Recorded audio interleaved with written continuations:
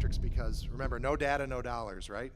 And the amazing thing about data, I don't know if you've heard this statistic, but 80% of the data on Earth has only been collected in the last 3 years. It's all this data now is being collected on us, right? And how our viewing patterns are and all of the rest. And so data obviously is not only going to impact the new revenue models that are going to come out of things, but all the programming and all the rest. So you talked about metrics. So are we talking about Nielsen, or who are the companies you work with to get your metrics? I know there's Tubular that's out there, right, that kind of works with a lot of you guys and things like that. But what are the companies these people should know about in terms of understanding and learning about metrics and the data? Well, we use our own data. We don't really use as many external companies. Okay. I mean, I think I'm familiar with some of the ones that you should look into. I think Tubular is one of them. But Okay. yeah, for us, it's kind of internal data that we get Gotcha. from within YouTube. We're not really using external companies in that capacity. Okay.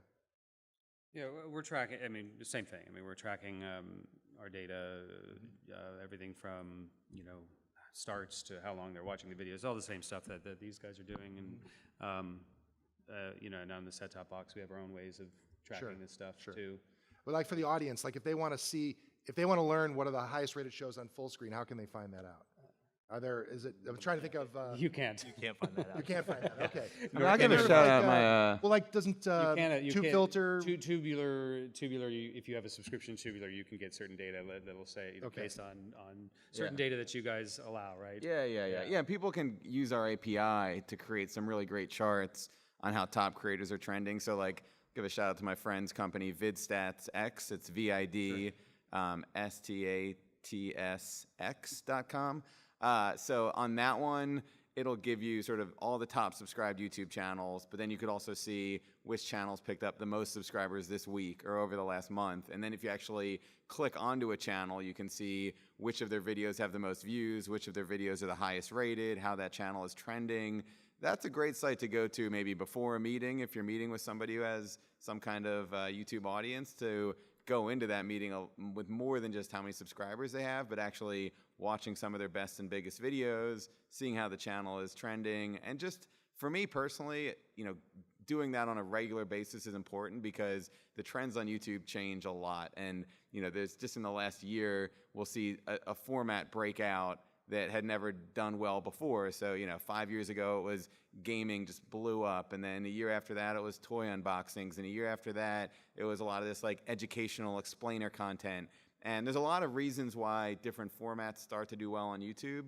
But to be smart about what's happening on YouTube, a lot of times, really just like spending an hour and going through what the top channels look like and looking at some of their content is important.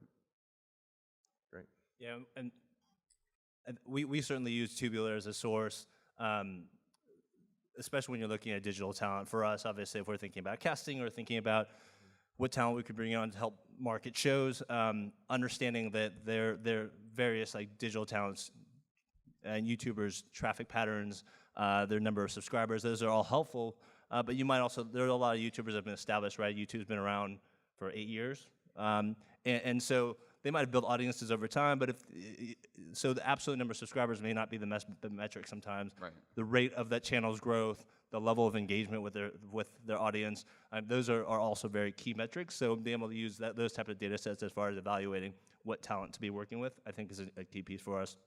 To your other question about data that we use, everything we use is really homegrown. So same as what Craig just mentioned, like we have internal systems that we built, we've tagged everything on the site. So now it's important to know how much people are watching, what they're engaging with, how long they're watching it for, but also as we think about kind of the editorial piece and the merchandising of, what parts of the site are they actually engaging with and what's actually driving the viewership. And are we seeing, like I mentioned before, the curating of packages, if we're launching a series, is it, is the high tide lifting all boats and all the other stuff that we're packaging with that series also seeing lifts in viewership?